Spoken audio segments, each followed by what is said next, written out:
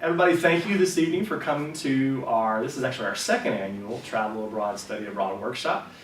This workshop kind of came out from a discussion with some of our students about wanting to have more of a personal touch on study abroad regarding some experiences from students and or staff or faculty about studying abroad and traveling abroad in the United States. So we had a few guests that were on the list tonight, but unfortunately they're not able to be here tonight. But I thank Miss Alexis Walters for joining me. I'll also be talking about some of my experiences traveling abroad.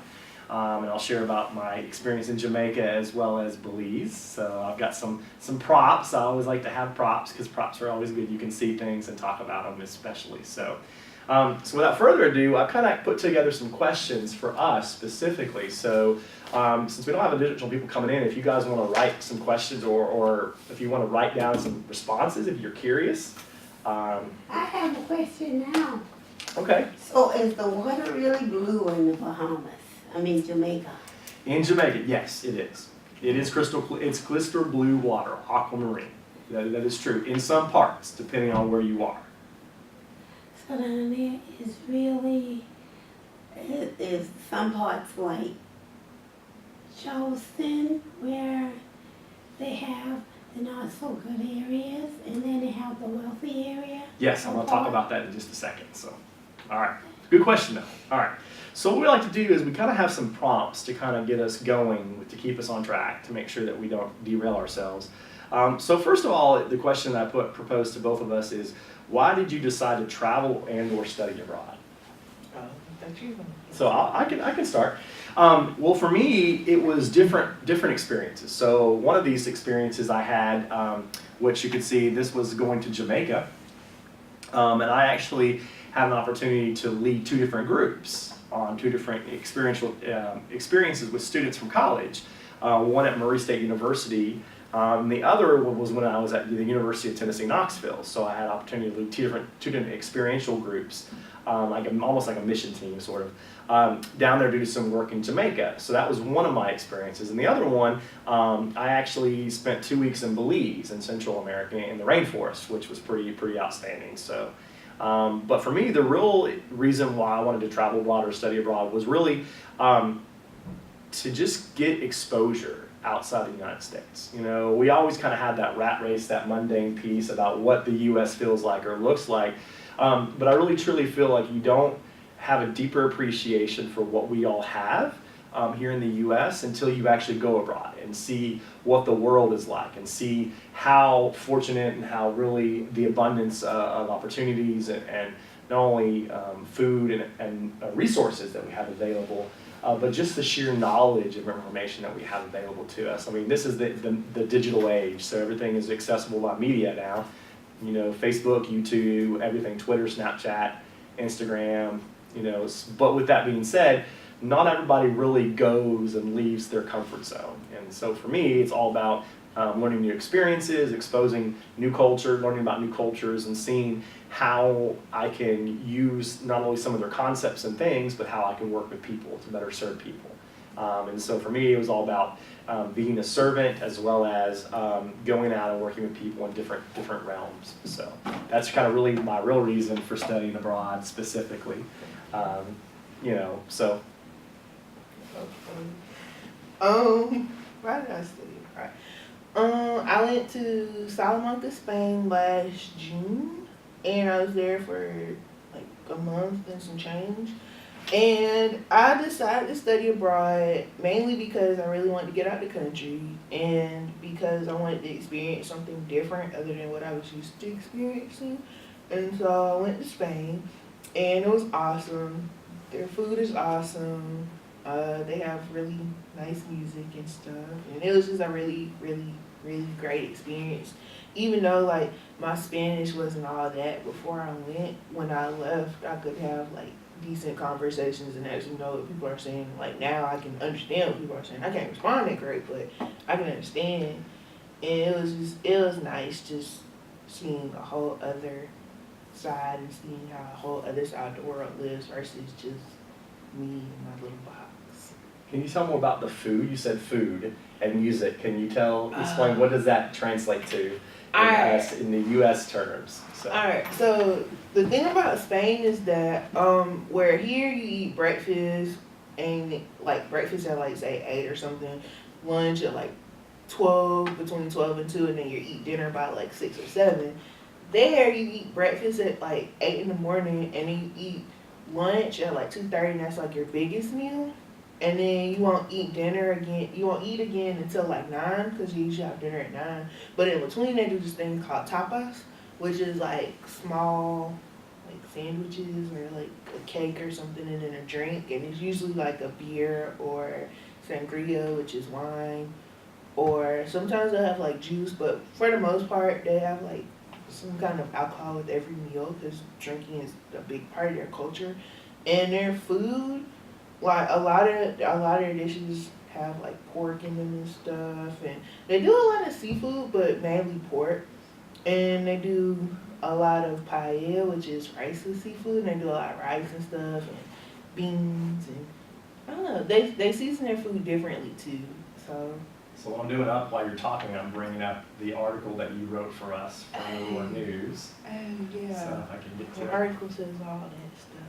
Oh yeah, what else was I supposed to talk about? Food and Music. You didn't Oh, mention yeah, music. You music. said music, but what does that translate to? Okay, so If I can get they to have that a word. lot of, I don't know if y'all have heard like Latin music before, but they have like a lot of what they call Latin club music, which is Spanish music, but it's like dance, not like dance, but like just upbeat dance music.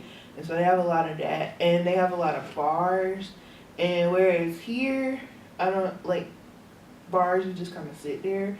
They're very active, and it's not like everybody in the bar dances. Everybody like is doing something. They're not just sitting there.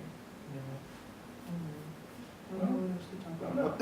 I'm trying to find a picture real quick. So that'll kind of lead us into our next piece. Trying to get to the piece about studying abroad. Well, okay. Oh, there you go. Oh, you saw my Yeah, there's here. And there's me in my article. Yeah, and then here's some little pictures that she has to go along, because you can't see them on her phone. Let me go out here. I'll just scroll. There we go. Don't scroll too far. There. Yeah. So this, which one? This was when we went to Vila, which is a city in Spain, and this was actually my roommate Molly, and behind me is my friend Liz, and then that's Jaime, and he was one of our program directors. He's cool, and he made breakfast for me while I was there because I was homesick, and they don't have grits over there, which is kind of sad, or like their breakfast food is different from our kind of breakfast food. So I was homesick, so he made me like actual breakfast food. It was cool. This picture is in front of one of the oldest cathedrals in Salamanca, the city we were actually staying in. And this was when we went and took like a tour. And funny thing about this cathedral is that this is the one I'm thinking about, on one side, it has a wall of shells, and there's supposedly a treasure hidden somewhere, or like a map to a treasure hidden behind one of the shells, but it's like thousands of shells, so no one's ever found it. I don't think there's actually a treasure there, but it's possible. And this picture is from the top of another cathedral that we went to, and it was like it was another one of the oldest ones there, and to get up there, the staircases are literally this wide. And they have like the stairs go around like this, but they're really tightly wound. And I want to say, I guess like, give you an idea, I guess. Their stairs to go up there, all their stairs would be like going to the top of Bell South. Just in the circle though. Oh, wow. Yeah. A lot of walking. And the stairs are the steps about that big and this long. Yeah, it's a lot. They're like pizza slices kind of. What are some key important information or key important questions that we should ask, or students should ask when they're planning their study abroad trip? I know we extensively researched and did a lot of things, but what are some questions that we think students should ask? I guess the main things are how are you going to pay for it, or what the cost is going to be outside of just the program itself, because that's one cost, but then you have to think about how much it's going to cost to live. Also think about if you're like going to a country that uses different money, so like in Spain they use euros, so I had to convert my money, or if I took money out I had to calculate how much that actually was in American dollars, because at the time the exchange rate was like for every euro it was like $1.09. So you gotta think about that. Also, think about whether or not you want to stay with the family or if you want to live on campus. I chose to live in a dorm because I don't know, I didn't feel comfortable living with the family because the Spanish wasn't that great, but it depends on you. But it was an option though. Yeah, it was an option. Like so. for the most part, most programs give you the option of staying with a homestead, which is a family, or staying on campus. And like I said, it's up to you. And also think about not only how you're going to communicate back home, but are you ready to be away from people and everybody that you know and everything, and like getting immersed in a whole other culture for an extended period of time? Because you have what they call like the honeymoon phase, where it's like, oh, everything's great, and then that wears off, and then it's like, oh, I'm here for another 3 weeks, what I'm gonna do, kind of. So you just have to prepare yourself mentally to be like okay with being away from like your family and your friends and some sense of normalcy, because you gotta live like them. And I think one thing, exactly kind of jump in on and tie into what you just said, realize that your family and everyone back home has not had that experience. And that's a big thing, to reacclimate. So you might have had this huge, wonderful epiphany about life and experience all these wonderful things when you're traveling, but when you get back home, everybody else around you, even though life has moved forward, it's still the same. And you know, that was one of the things that I had to adjust to, is that we had this amazing experience with students and peers, and you know, our perception of the world was changed, you know, and when we came back, people wanted to change the world and all these different aspects. But when you come back, your friends and peers and people that you come back to may not have ever had that experience. And so reacclimating yourself back into the U.S. culture is a little challenging. At least I thought it was, specifically. It was challenging for me too, because like aside from just like meal times and stuff, like their Spanish culture is like a complete 180 from here. Like in the middle of the day, you have siestas there. You know, like everything. I don't know, maybe just here, like everything isn't centered around go and money and all of this. Like over there, it's kind of like, you know, it's more take time to relax. Like find time to have peace with yourself, and like then also them being 6 hours ahead, it's a little harder to adjust. So I also think about like that time change and that time difference, because jet lag is real and it doesn't always manifest itself in sleep. So yeah. So the time difference was a question that you probably would have asked to prepare yourself. Well, it was easier to adjust. It was easier to adjust with it being further ahead, but then going backwards. So like when I was there, it's 6 hours ahead. So like 1 o'clock here was like 7 o'clock there. But here, it'll be like 1 o'clock here, but it felt like 7 o'clock. So, you know, at 9 o'clock, I'm ready to like pass out, but it's only 9 o'clock, whereas my body feels like it's like 4 a.m. or something like that. So the time difference, adjusting to that, can be challenging too. I think another thing too is, you know, if you have any dietary restrictions, you know, when you travel abroad, you have to be open to eating new foods and different. One thing that you didn't say, I remember having that conversation with the conference call about the tapas. Oh, yeah. And one of the things that in Spain they like to do is eat eel, the fish. Well, no, it wasn't it was the olives, because olives. they use a lot of olive oil and olives in their food, and I can eat olive oil, but not olives themselves, and it made me sick. So I had to, like, anytime we go out to a restaurant or something, I had to make sure before I start eating that it didn't have olives in it, because otherwise I'd be sick. Or like a lot of people we had a handful of people who didn't eat pork, and so we would go to these restaurants, and like, because that's a big staple in their like culture, you have to like let them know in advance, hey, you know, we have 5 students who don't eat pork, so can you make something different? And they're pretty cool about that. And then we also had a guy who was he was either a vegetarian or a vegan. I think he was a vegan. And so, he was a vegetarian. But in Spanish culture, seafood and eggs aren't considered meats. They're considered, I think they're considered vegetables too, or they're not considered meat. So he would order something that was, say, meatless or vegetarian, but it would have tuna or something on that. So you have to specify because their idea of vegetarian is different from ours. Yeah, I would just say, the food thing was the biggest thing. One time we had a meal, and this is going back to two different pieces, from my experience in the Caribbean and Jamaica to my experience in Belize. And this kind of some photos about some stuff of Belize when I was there for 2 weeks. We actually got to have some traditional Mayan food cuisine when we were in Belize.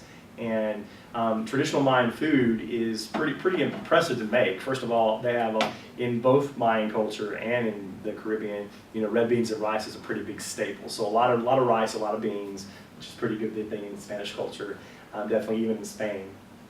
And we got to see how they made homemade flours, so tortillas. So we got to see them ground up the corn and actually make homemade tortillas on this huge, concrete, not really concrete, but this huge rock slab, and you put it up there, it got heated, they heat it, and you put up the thing and you make the tortillas. So we got to make homemade tortillas, and that was really cool. But when we were eating the whole traditional Mayan stew, and they called it their traditional Mayan bamboo chicken stew, and we were eating it, I thought the taste was a little bit odd. I like new tastes and things, but I was like, this is not chicken. And it was definitely not chicken. It was iguana. But to them, iguana is called the bamboo chicken. So it is actually a pretty big staple in a lot of culture down there because they have them running everywhere. And so they run in trees and stuff. They're running around. So chicken is a big staple too, but they also have occasion. It's a traditional Mayan stew is made with actually iguana, which was a new taste for me. So it was very big adjustment.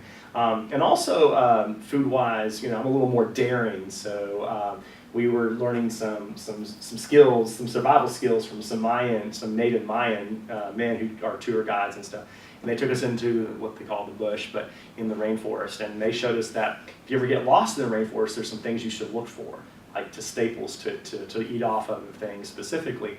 And one of them was water. Obviously in rainforests there's going to be plethora of water, but the right kind of water, because if you drink the wrong kind of water, you can get bacteria, you can get all kinds of amoebas, which you can get dysentery and get sick. So one of the things to look for is this tree called the water vine, and it's actually in the family of the grape. And so if you actually chop into it with a machete, it'll actually squirt out water. So you can actually have fresh water from this tree. It's kind of like hollow in the center, and it collects water in this basin. So it's pretty interesting. But in my book that I have right here about Belize in the rainforest, it actually talks about it. It's pretty cool. Another thing that we got to try, and I'd never thought about it, it just sounded kind of gross. All the girls in our group were like, that's gross. But I was like, let's try it. Is termites. Termites is a big staple. If you ever go in the rainforest, you eat a whole bunch of them. I thought it was gross, but I was like, let me try this. So I tried it. It actually was really, at first, it was kind of surprising because our saliva, just like a Komodo dragon, it's very acidic, so it kills a lot of things. People don't realize that our saliva is pretty toxic. So when you eat the insects, they die almost instantly. They're paralyzed because of the acidity. And then when you eat them, it has like this burst of, it tastes like a breast saver, believe it or not, which was kind of weird, but it was a new experience. So I don't know if it would be that daring, but for me it was a little daring specifically. I can't be that daring. Yeah. I might try fried ant. Fried ant? Yeah, because it's fried, so it's gonna be So I've seen the fried scorpions thing. I've never tried one. I thought that would be interesting. Fried ant and bacon, maple syrup. That's pretty good. It was pretty good. Couldn't even taste that it was an ant, really. I never knew that existed. fried Yeah. ant. Yeah. Watch Man versus Versus Wild Man or versus Man Wild. versus Food. Yeah, both of them. There's this guy named, what's his name? Andrew Zimmerman, isn't that? Yeah, he was here. He was here a while back. Yeah. Man, he eats all Charleston. kind. He travels around the world and eats weird food. Oh, yeah. A very I saw very that show. cultural, ethnic Yeah. basis. Yeah. Yeah. So, What kind of financial aid or scholarships do you use to pay for your experience? How did you get the money to pay for your experience? Well, I did this program called the Keith Global Sharing Leaders Program. So part of the trip, which would have been a total of 4,600, they covered half of it, so I had to come up with the 2,300, and Roar helped cover like 1,000 of that, and then I also got a scholarship from Study Abroad, which covered the remaining bit, and then like somebody donated some money to me, so it covered the whole trip. But it took a lot of planning, didn't it? Oh man. Yeah. Note to self: don't wait till the last minute to get your passport. Yeah. Alexis was lucky. We got a congressional passport. You know, that was one of the cases where our public officials actually came in handy. Okay. You know, that was pretty cool. So I remember you had a GoFundMe. Was that prosperous for you? Because I was thinking about making one, but GoFundMe, I feel like people are so sick of GoFundMe because so many people abused it in the beginning. I You know, feel for like- like dinner and cars and stuff. Yeah. So, I yeah, feel like GoFundMe was abused. if you're gonna do a GoFundMe, start it early, cause I started mine kind of like maybe a month before my trip. So start it early, and also give it to like a lot of different people, cause like I don't know, well maybe not strangers, cause strangers are scary, but people outside of strangers. So like I don't know, like your church people, like your organizations and stuff, like just any and everybody should send something to different departments on campus, like just everybody. Because with GoFundMe's, I feel like it's more of a getting more and more people to donate versus trying to get a large donation, because people like nobody's gonna be like, all right, I'm gonna cut you $1,000 check. But if So would you prefer, like, because I was debating between GoFundMe and donation letters, like specifically to certain departments and people. I would do both. Yeah, Yeah. To fund our Jamaica trip, we had, we could only take 12 people, so I was the 12th, and we had another student coordinator on my one when I was at UT Knoxville. We did campaign letters. So we all wrote them. We had to kind of like, we created together, created the letter, and then we all individually signed them and sent them to people that we knew, you know, personally. So the more people you spread the word to. And then we went to various civic organizations and churches and talked to them in the area about what we were doing and needing to raise money. We ended up raising all the money to pay for our trip, and we raised an additional $11,000 to give to the people in the community of Mandeville, Jamaica, which was a huge feat. But we started, you know, really a year planning. That was because we had 12 people, so really that's a lot. But one person, I would say definitely, you know, you can plan 3-4 months out and still raise enough money to find, you know, those donors. But it's all about personalizing your letter, you know, going and hand delivering it to them, and then telling the constituents, you know, and one of the agreements that we had with Roar was when we do this workshop that Alexis helped talk about her experience. So it's kind of just like you're paying it forward. So a lot of people will ask that sometimes. We'll help you out if you come and you help present about your experience to help to encourage and engage other students about going abroad. So definitely having a game plan of where you're going to go and ask for money is definitely a good thing, because every little bit helps. You know, you might get 50 here, 100 here, 500 here if you get a big group or something, even 1,000 sometimes, but all of it builds up. And then when you build up and you put it together, you're like, wow, I got this paid for, you know, which is an outstanding piece. You know, there's different ways.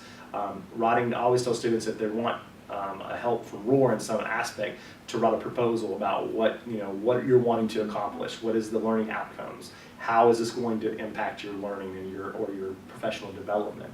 And then also the same principle with that proposal. Once you've done that, you can use it with various different entities and groups. So I can just use the one that I wrote for. Yeah. Okay, that's it. And so by doing that, you're really helping yourself. And also, you know, there's a student development fund through SGA that you can get $500. And so actually, we've been pretty successful using that and defending that. Writing a proposal for you to get $500 to support your endeavor. And basically you present the information to SGA, and then they'll support you or deny you. Usually they'll support you depending on what it is. If it's not something, you know, outlandish, you know, If it's something with real tangible experiences and that you show that you're gonna bring this back to campus and you're gonna tell them how you're gonna bring it back to campus, and then they'll write a bill for you and present it to the whole SGA, and then they'll vote.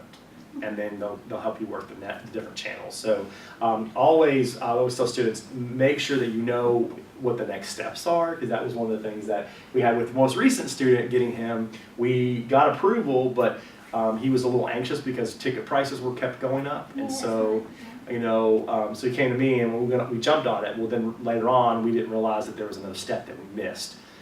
So it kind of made a little problem, small problems, but just always ask for what is the next step, especially if you're getting someone in from a different funding source, just so you understand what else do you need to do, so there's no miscommunication.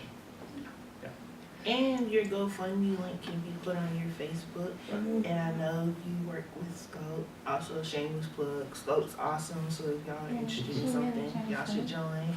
So utilize some of those connections that you have through Scope and stuff.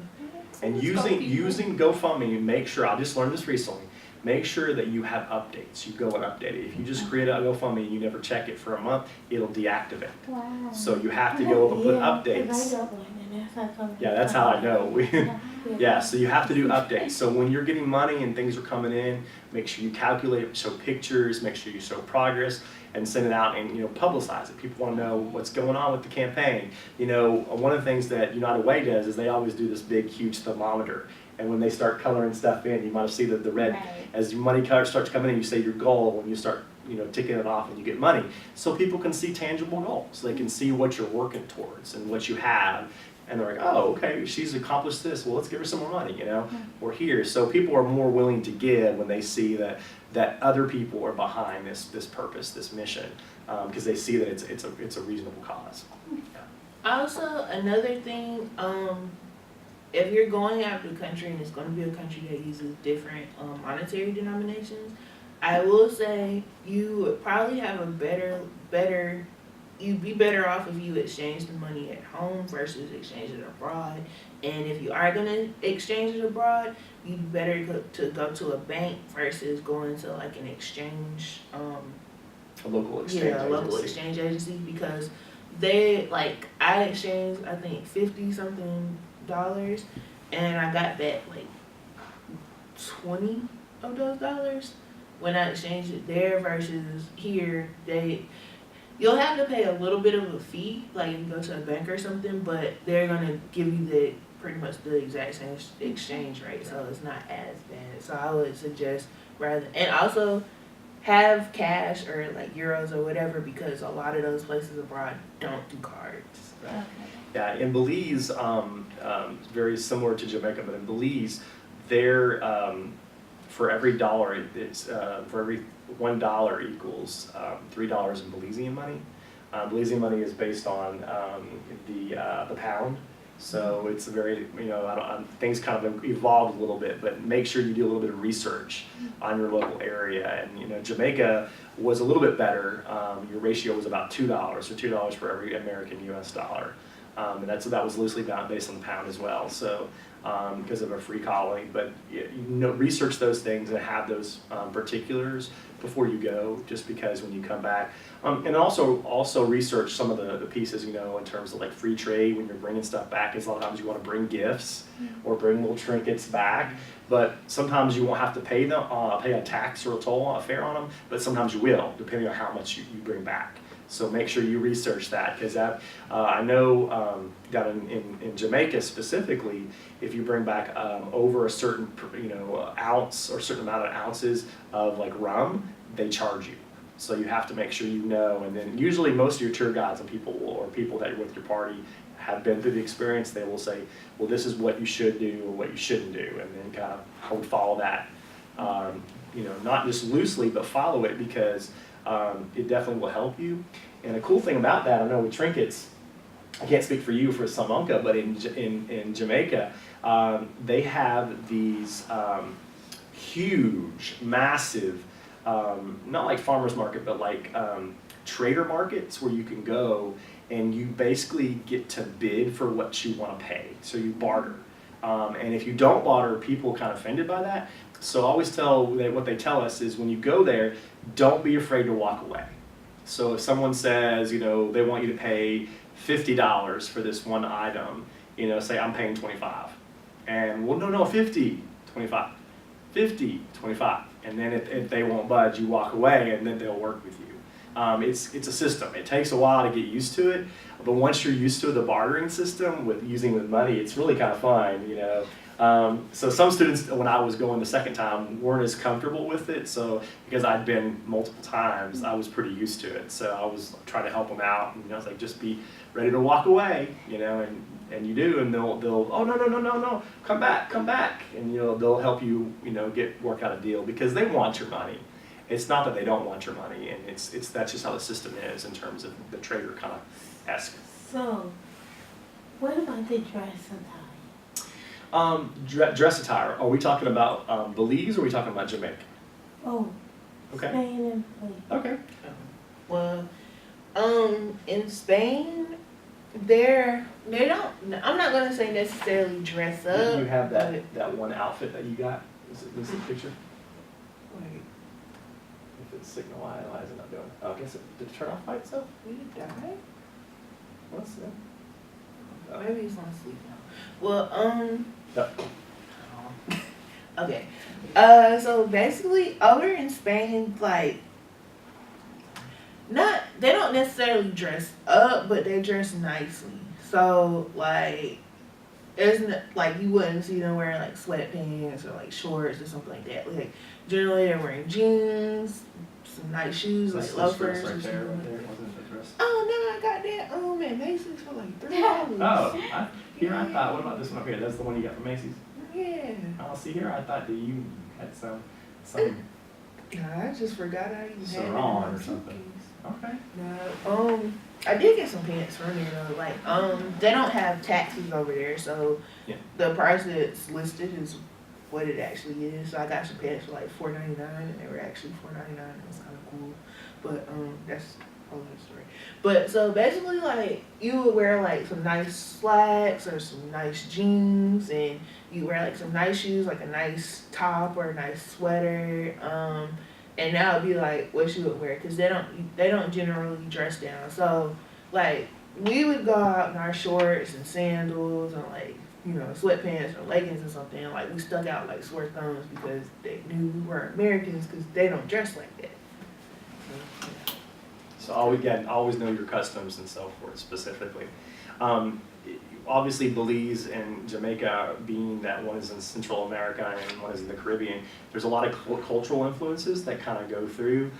We saw very different pieces. So when I was in Belize specifically, we got to see a traditional Garfuna dancers, and Garfuna dancers is a local very, very cultural piece where they have these very flowy, kind of ruffly looking dresses, and they are the music storytellers of the Caribbean and throughout the Latin America.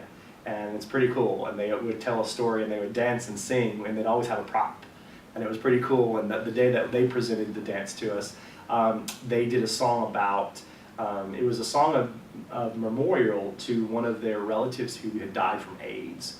And so it was a very cultural piece about a story of longing and this person losing the battle with the deadly disease.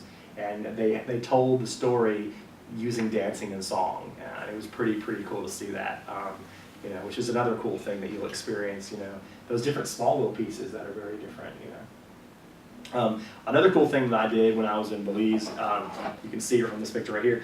This is the Temple of the Rain God. So if you know anything about Mayan culture, Quetzalcoatl, the feathered serpent is what Quetzalcoatl was called. It was a deity in Mayan culture. But this is probably the bigger view, but it's actually at least maybe 4 to 5 stories tall. It's one of the tallest Mayan temples in the world. And we climbed to the very top of it. And from the very top of it, you can see into 3 different countries. You can see into Mexico, you can see into Guatemala and Honduras from the top. And the legend goes, when you would go to the top of the temple of the rain god, that there would always be a storm that would come, that would roll in. And, you know, we were all like, oh, whatever, you know, this myth, this little story. And sure enough, when we went to the top of the temple, here comes this rainstorm, this mysterious rainstorm, you know, comes in. And so we had to climb down because it was pretty steep to go down this. But that was just one thing that we had done.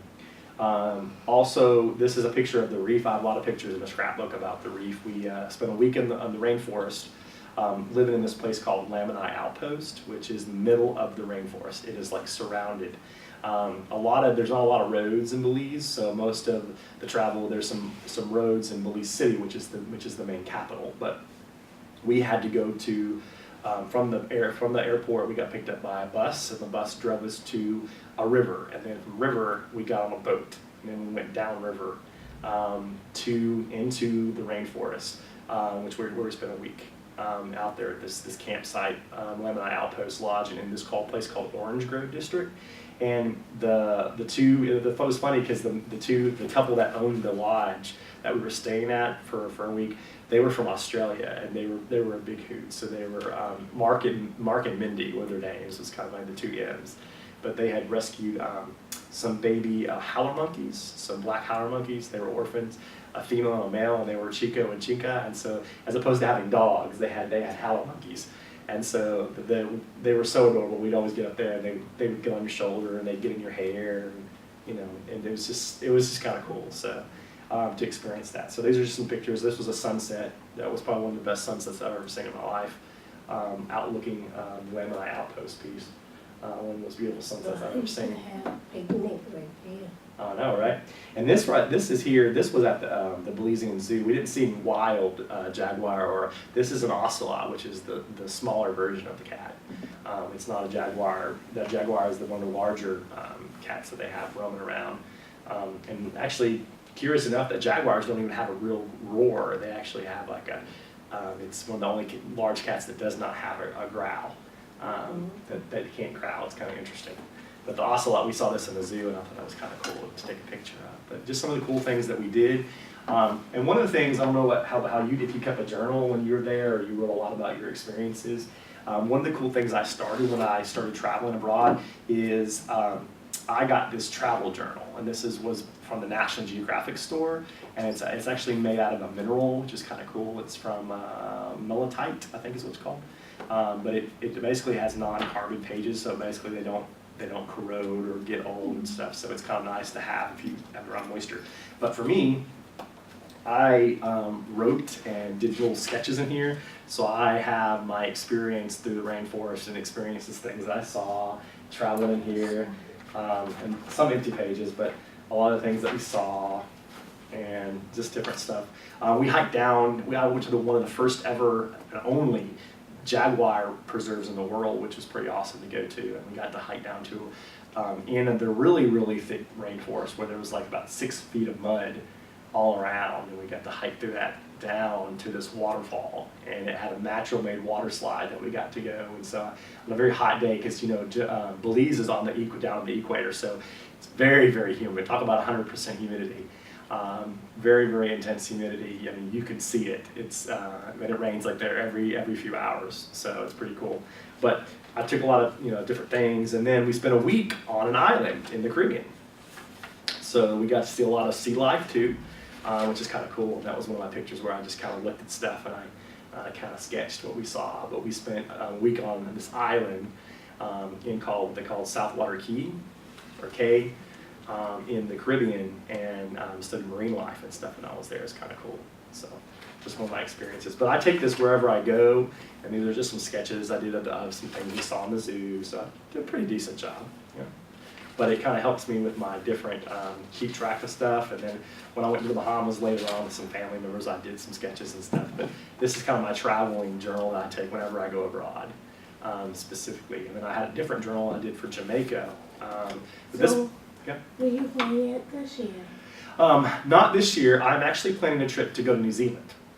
Oh. I'm going to go backpacking with some friends. I've been wanting to do this for a long time, and I'm starting to plan this year for next year. So 2017, if not a little bit sooner, I'm going to be going backpacking across New Zealand. So don't be surprised if I have my own journal blog where I have sending people updates when we're hiking across New Zealand, across the mountains and everything else. And it's pretty close to Fiji, so probably we could go to Fiji for cheap, like nothing. So we'll probably do that one day too, probably. But I'm thinking 2 weeks probably is a good Yeah. as a good number of crossing the country and seeing things specifically. But so that was my Belizean experience. But when I was in Jamaica, I've been there, 3 times with leading groups, which was pretty awesome. But this, one of our questions was, tell us about some of your favorite memories about your experience. So I'll let you kind of talk. I have a couple. I guess my most favorite experience, and it's not gonna transcend with, well, I guess it would transcend most people in this room, but it was being black there.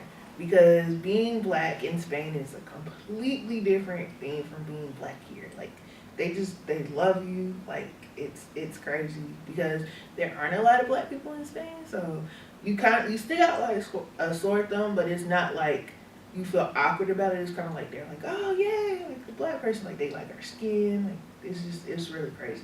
So that was like one thing that I did kind of enjoy about being over there. And also probably another one would be their lifestyle and their kind of culture as far as like their social activities, because it's nice to go out like and sit down and just like eat and talk, and they're very big on just instead like I don't know, here I feel like we might sit down and have dinner or something, but there's somebody's on their phone or somebody's watching TV or something like that. But there it's very focused on connecting with the people around you versus we're just here. And so I guess like that's something I liked a lot. And I don't know, I really enjoyed because we toured, we went to 4 different cities. We went to Madrid, Avila, Segovia, and of course Salamanca because we were there. And we also went to Portugal, and we went to the beach city in Portugal called Aveiro. And I don't know, like it was nice going to those different places because even though they're all in Spain, or well, minus the place in Portugal, but they're all in Spain, they're still different. So like Avila was kind of like a old-fashioned, old-timey town, whereas Madrid is like being in New York.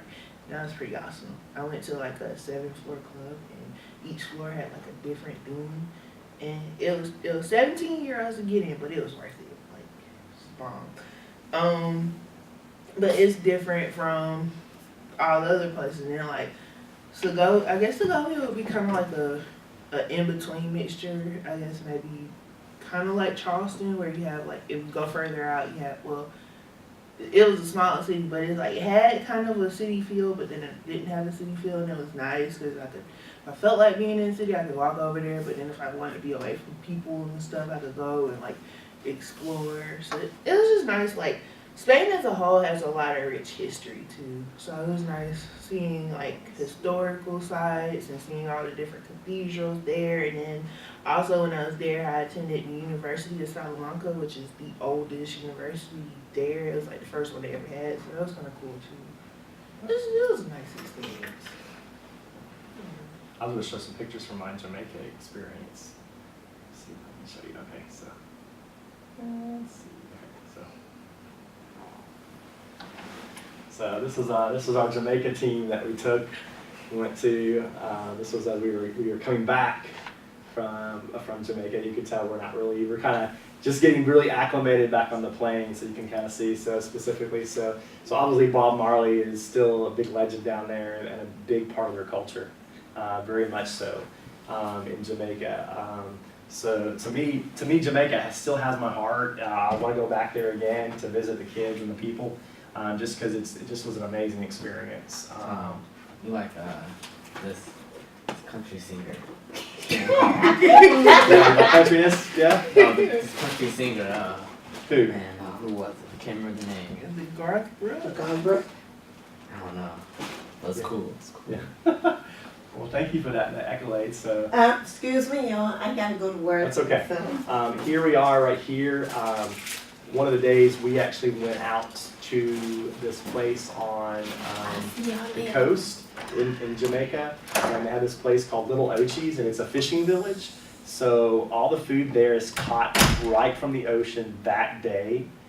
So I'm about fresh. It is like you can actually go out there, and fishermen have these giant coolers, and they've caught these fish, and they're actually still in the cooler, and the fish are there swimming around in the water in the cooler, and they're like, "You want to buy a fish? Buy a fish?" and stuff like that. So pretty amazing. But this was that one, the picture with all the guys on the trip that we had with the group at Little Ochis, and they had these really cool thatched little huts where each of the tables were on the beach under these little thatched huts. So we each individually had a little hut on the beach. It was kind of cool, and we as a group were there, which was kind of a cool piece right there. That's just at the site. So we actually built houses. We built houses. So a traditional house in Jamaica cost about, traditionally to build one house, it costs about $4,000. And one house is what they call a shanty. And shanties are basically covered houses with roofs, and they're not extravagant like we see houses. So houses here is like a mansion to people in Jamaica. And so building these shanty houses that you build, and you build them all over. So about $4,000. So for them, just imagine what $20,000 could do. You could, pretty much help like at least 4 people, if not, 4 families. But this was us at one of the sites working on stuff, and that was us. We actually stayed with the sisters of a group of Sisters of Mercy, and it was kind of cool. The Mother Teresa has a convent there, and the Sisters of Mercy, and they're very skeptical of outsiders, but they did allow us to come in and see them. And one of the cool dichotomy pieces, and it's kind of interesting to me because it's sad, but it's interesting in their culture. If you become a certain age, you become a hindrance.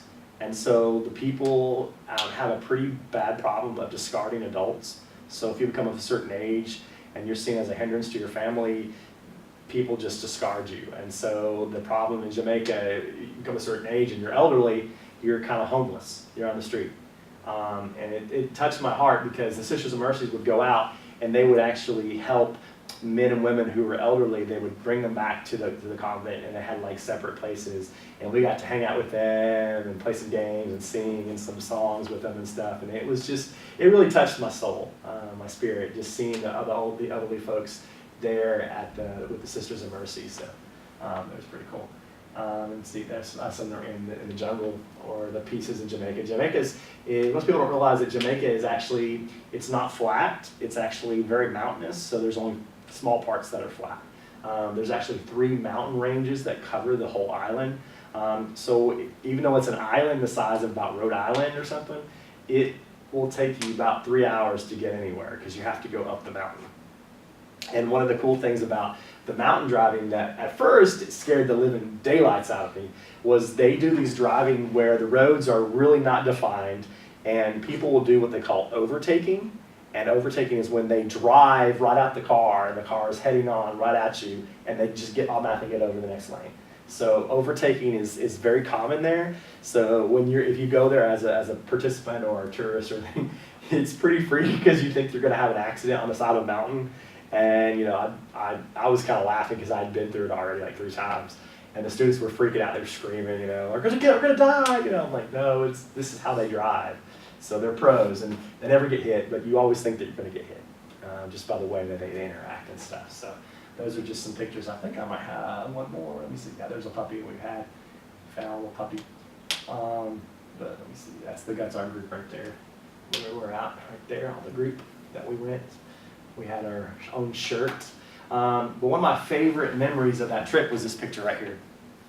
So this little girl, we went up in the mountains, and we were, like the guys that were helping us with construction, they were helping us pick up all these heavy things, moving in, and they did it like it was nothing. And we were like huffing and puffing, like, oh my God, this is crazy, because we were hiking as we were carrying all this equipment to take to the site where we were gonna build this house.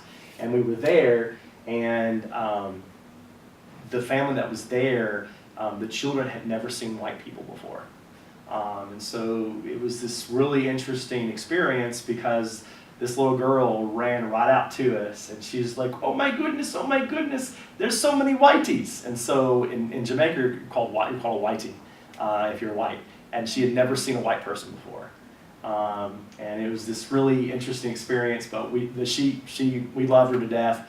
But it broke my heart because Jamaica is one of the poorest nations in this part of the hemisphere.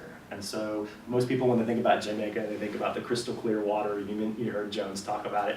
But a lot of that stuff is all commercialized and corporate, and none of that money stays in Jamaica. So Jamaica is a very impoverished country. One of the things that I found that was really interesting is you have to pay to use the restroom there. So when you go to the restroom, it's really weird. You have to pay money. So to use the restroom, it's like $3 or something. So that was a change to get used to paying to go to use the restroom. But once again, because they're such a poor nation, people find all kinds of weird ways to make money. But going back to her is, she fell in love with our group and was hanging out with us the whole day while we were building the house. And at the end of the day, her dad, they had like 5 kids, he asked us to take her with us to the U.S. He said, please, please, please, I beg you, take her to the U.S. Give her a better life. And just hearing that, working with a total stranger and seeing these kids, that really touched me. And so that's another reason why I fell in love with Jamaica. The people are so welcoming, and they have nothing, but they're some of the most happy people. And when we were building houses, like the whole community came out. Like it was like we didn't even tell anybody they were there. We were there building houses, and then somebody else would roll up, somebody would come up with a boom box, somebody come up with a guitar, people would just, like random people were coming out of the woodworks, and like we had this whole, like almost like a village helping out and singing and, just cutting up with us as we were building and working on this house. And that blew me away. I mean, if you were here in the U.S. and you were building a house, people could care less. They'd be like, oh, whatever, go mind your own business, whatever. But there, the whole community comes out and like works with you and wants to help you, and like, can I pick up a hammer? Can I take a rake? What do you need? Because for them, getting a new house, getting this new picks was a huge, abundant blessing thing, and that blew me away. Just the sheer, just open arm welcomeness, that the people have in the culture. So this was one of my favorite experiences, this piece. And we also worked at an orphanage, working with some kids, and they actually stole my hat and ran around the place, and I had to run after him to get up there. I had a picture on my Facebook with this kid. He has the hat on and he has my sunglasses, and he ran around. We were chasing after him, but it was a pretty impactful situation. So, do you guys have any questions? How did you all pack? Because I know it's only like 3 weeks, or I know my trip is only 4.5 weeks. But I don't know how to pack. Alright, this is what you do. Cause I don't know how to pack. I'm I don't know what I can take and what I can't take. I'm gonna tell you what happened to me. I packed 2 suitcases, 2 big suitcases, cause I thought I could. I brought a whole bunch of stuff, and I ended up having to mail one of those suitcases back home the same day we were trying to fly out internationally to Spain. So, pack some jeans. Are you gonna be able to do laundry? Yes. So honestly, really just pack like a week to a week and a half worth of clothes. Like don't pack a whole lot. Pack some Because I'm sandals. going during the summer, so I'm just Right. like, So where are you going? going? So I'm going to Greece, Italy, and Hungary, but we're gonna just float around in that area. Those are the 3 main places. remember, in those areas, not only do you get hot during the day, but a lot of them are mountain areas, so cold at night. So you want to make sure that you bring night clothes. So I would say one outfit that's kind of dressier if you guys want to go out. But I would definitely bring like some type of sweater or some type of thing, something that you can cover up with at night, because it probably will get cold. If you're gonna be in the Spain, because I was in northern Spain and that's like a mountainous area, bring good walking shoes, bring good sandals that you can walk around in. Bring something like bring a hoodie, bring a light jacket, and bring some jeans and shorts, and then just like basic t-shirts. Like just don't bring more than like a week to a week and a half worth of clothes, because you're not gonna wear them all. You're not gonna need them all, and then you're gonna be like, dang, why did I bring all this stuff? Plus, if you bring a whole bunch of stuff with you, then you have to bring that stuff back. Plus, whatever you want to bring back, and I don't know how much it is for you, but I know if your bag is over 50, if our bag was over 50 pounds for us when we were flying, it was an additional $100 that you had to pay. So yes. So one thing I would recommend is definitely research what the area has. And what I mean by that is like Jamaica, they're poor water quality, so a lot of places don't even have water. So you have to bring the water in because you could get dysentery if you don't. So definitely, I think in Greece you should be okay, but I would definitely, Hungary. Bring a water bottle Yeah. too, cause I know like when I went to Spain, the water it wasn't bad per se, but it wasn't that great either. And so they told you probably don't want to drink the water. Like you could, but you probably prefer not to. So we would buy bottled water, but if you have a water bottle, then you just go fill it up if there's like a water fountain or something. Which there weren't any water fountains. No, where I there was wasn't. at. There wasn't even where we were at either. So. Yeah. But I don't know, if you find a water fountain, fill it up. If not, like, just bring a water bottle so you can, like, have some water at some point. Also, bring your own tissue. I don't know how it's gonna be there, but in Spain, they don't have, a lot of times bathrooms didn't have tissue, and a lot of times they don't have paper towels. They had the hand dryers and stuff, and the lights, I don't know if it's gonna be like that in Greece, but the lights, they cut off on their own, so you know how here, Yeah. they So I cut. can't stay in here anymore. I just have to get up and do something crazy. Yeah. That's how like the lights are there. So like literally the hallway lights will cut on long enough for you to get to the next hallway. And then like to get upstairs, they'll cut on long enough for you to get to the next floor. And those lights will cut on and these cut off and then so on and so forth. So it's a little strange to get used to. But once you're used to it, you're like, okay, well it's cool walking in the dark, They don't cut Bring a flashlight. That's one of the things that I would always recommend people to bring a flashlight. I get a couple from Scope. Yeah, just in case, A hand sanitizer was a good thing to bring too. Yeah, hand That came in sanitizer. handy. Either hand sanitizer or water Because bottle. places that you went did not have soap. A lot of places Yeah, did. they don't have a lot of soap either. So yeah, tissue, hand sanitizer, paper towels, and a flashlight. So, There's like actually, if I can find it, I'll send you a link. There's a list that you can find that has like a packing guide for studying abroad. and Yeah. stuff. So it talks about, you also, if you are planning about getting cold, if they're gonna provide sheets and stuff, I still bring an extra blanket. Cause like, they provided us with bedding, but I brought an extra blanket because even though like they had a blanket, it wasn't that heavy, and like, although it was summertime, it still got cold sometimes, so I would bring a blanket, like a light blanket or something. Okay. And if you're gonna bring shoes, put your shoes in the carry-on bag. and you can come get a Roar travel blanket if you want. Okay, yay. Yeah, because all my blankets are really heavy, so I wouldn't put them in my bag and they would take up room. I'm so excited, but I'm so scared. Especially about It's funding. exciting, I don't so. know where that's coming from. And you remember you told me about the Goldman scholarship and everything, and the one you got, I looked at that one too. But I can't do those because your program has to be at least 28 days, and Yeah. mine is 27. Oh, one day. Oh, Yeah. really? Semantics. Semantics. Come I on. was just like, really? If you like, Google, like just Google random scholarships. Also, I applied for the ones here, all of the ones here that I could apply Okay. for. I did. I found there was another website that I was looking at. I don't remember if it had like study abroad scholarships, but I know it had a bunch of scholarships. And if I can dig up the link for that, I'll send it to you too. There's a bunch of links on that the fall newsletter that we had in the fall. So there's a lot of links there too. And if you want to make an appointment, we can come in and hash some stuff out too. Yeah. Yeah.